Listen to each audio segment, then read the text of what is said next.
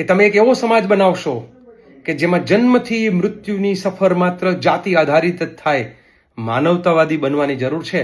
એટલે આવી માનસિકતાવાળા લોકોને આપણે લોકોએ બહુ જ બદલાવ કરવાની જરૂર છે. કિંજલ દવેએ ક્યાં લગ્ન કરવા જોઈએ તેનો સીધો જવાબ છે એમની મરજી. એમને જેની સાથે લગ્ન કરવા હોય તે માટે દેશનું બંધારણ તેમને મંજૂરી આપે છે.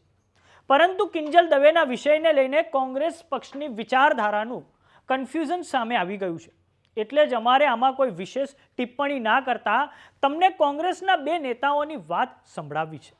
આ બંને કોંગ્રેસના નેતાઓ છે. એમાંથી હેમાંગ રાવલ કે જેઓ કોંગ્રેસના મીડિયા કન્વીનર છે, તેઓ કહી રહ્યા છે કે આ મારો અંગત મત છે અને તેઓ કહે છે કે કિંજલબેને આ ખૂબ ખોટું કર્યું છે. જ્યારે લાલજી દેસાઈ કહી રહ્યા છે કે કિંજલ દવેના મુદ્દે જાતિવાદી માનસિકતાવાળા મનુસ્મૃતિનો પ્રચાર કરનારા લોકો ખુલ્લામાં આવી ગયા છે.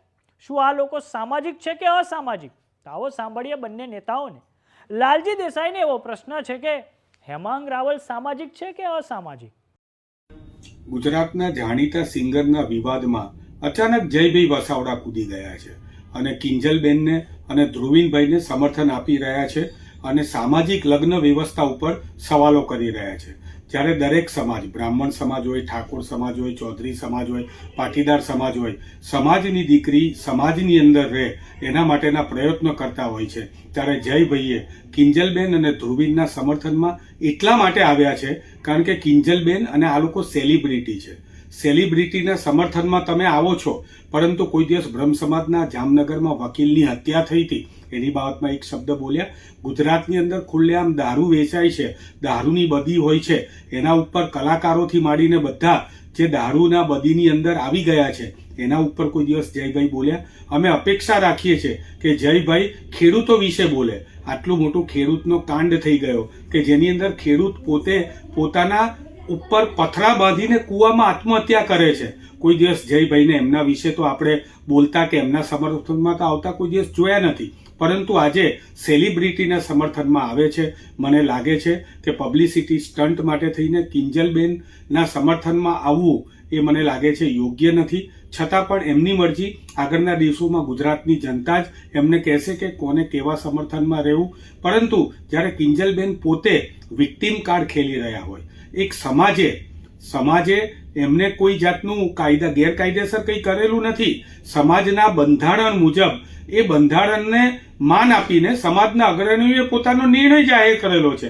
ક્યાં કિંજલબેનના ઘેર કોઈ ટોળું લઈને ગયું, ક્યાં કિંજલબેનના ઘેર કોઈએ પથ્થરમારો કર્યો? પણ જયભાઈને તો કિંજલબેન સેલિબ્રિટી છે એટલે એમને બચાવવા માટે કૂદી પડવાનું હોય.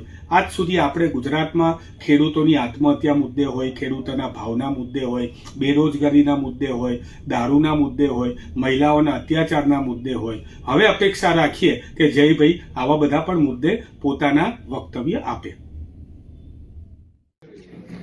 ગુજરાતમાં આજકાલ કિંજલ દવેના સગાઈ જે છે એનો વિવાદ ચાલે છે. આપણે કઈ દિશામાં જઈ રહ્યા છે એ ખબર નથી પડતી. એક દીકરીને પોતાનો જીવનસાથી પસંદ કરવાનો અધિકાર છે. આ એવી માનસિકતાવાળા લોકો કે જે જાતિવાદ, ધર્મવાદને ખતમ કરીને માનવતાવાદ લાવવું જોઈએ, એના બદલે જાતિવાદી માનસિકતા સાથે દીકરીઓ ઉપર જબરદસ્તી જે છે એ પોતે એના જીવનસાથી પસંદ કરવા માટે થઈને દબાવ લાવી રહ્યા છે. આ એવા લોકો છે કે જે લોકો પોતે એવું ઈચ્છે છે કે અમે પુરુષો ધારીએ તે થાય, એમાં દીકરીને પોતાની વાત કરવાનો અધિકાર નથી.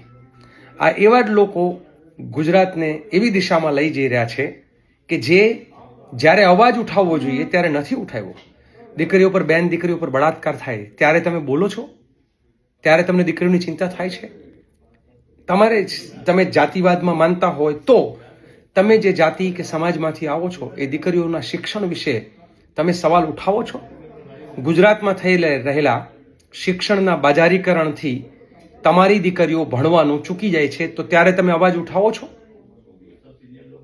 શું કરવા માંગો છો? કે તમે એક એવો સમાજ બનાવશો કે જેમાં જન્મથી મૃત્યુની સફર માત્ર જાતિ આધારિત જ થાય, માનવતાવાદી બનવાની જરૂર છે. એટલે આવી માનસિકતાવાળા લોકોને આપણે લોકોએ બહુ જ બદલાવ કરવાની જરૂર છે. હું એવું ઈચ્છું છું કે જે લોકો જાતિવાદ વિશે બહુ જ કટ્ટર બને ને એણે આખી માનવ રેસ વિશે થોડુંક અભ્યાસ કરવો જોઈએ કે હોમોસેપિયન કોણ હતા, નેન્ડરથલ કોણ હતા, આપણે કઈ રીતે માણસ તરીકે ધીમે ધીમે ધીમે ધીમે જે છે એ વાંદરામાંથી માણસ તરીકેના પેલામાં કેવી રીતે આવ્યા, શું કેટલા હજાર વર્ષ પહેલા આ જાતિઓ હતી, કેટલા હજાર વર્ષ પહેલા આ બધા ધર્મના નામે આપણા વચ્ચે ભાગલા હતા. પહેલા માણસ બનો ને પછી જાતિ અને ધર્મની વાતો કરજો. ધર્મ એ કહેવાય, સમાજ એ કહેવાય કે જે એકબીજાના દુઃખે દુઃખી, એકબીજાના સુખે સુખી. એટલે આવા લોકોને ચેલેન્જ કરવી જોઈએ. અને હું બેન કિંજલે પોતાના માતા પિતા વિશે જે વાત કરી એના માટે અભિનંદન પાઠવું છું. બીજી સૌથી મહત્વની કે એમના માતા પિતાને અથવા પરિવારોને એમ કે અમે સમાજની બહાર કરીએ છીએ. કયા અંધકારમાં જીવી રહ્યા છીએ આપણે? આ તો પહેલાના વખતમાં જે મનુવાદીઓ મનુસ્મૃતિનું જે ચલણ હતું કે જાતિની બહાર આઉટકાસ્ટ કરી દેવાનું, આવું આઉટકાસ્ટ કરવાવાળી જે માનસિકતા છે ને એ જ બતાવે છે કે એ સામાજિક નહીં, અસામાજિક તત્વો કહેવાય.